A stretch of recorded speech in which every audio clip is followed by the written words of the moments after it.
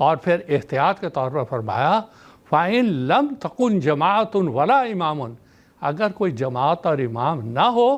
فَاعْتَزِلْ تِلْكَ الْفِرَقَ كُلَّهَا، ان تمام فرقوں سے تو الگ ہو جا، جنگل میں چلا جا، کسی درخت کی جھاڑیوں میں بیٹھ جا کے۔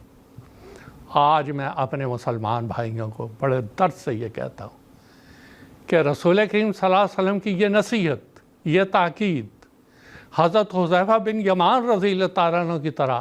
ہر مسلمان کو یہ بتا رہی ہے کہ تلزم جماعت المسلمین و امامہم، آپ مسلمانوں کے امام کو پکڑیں۔ آج کے اس دور میں امام وہ صرف صاحبزادہ مرزا مسرور احمد صاحب اید اللہ تعالیٰ بن سے عزیز ہیں، جو حضرت امام مہدی علیہ السلام کے 5ویں خلیفہ ہیں، اور انہی کی جماعت میں شامل ہو کے بچ سکتے ہو۔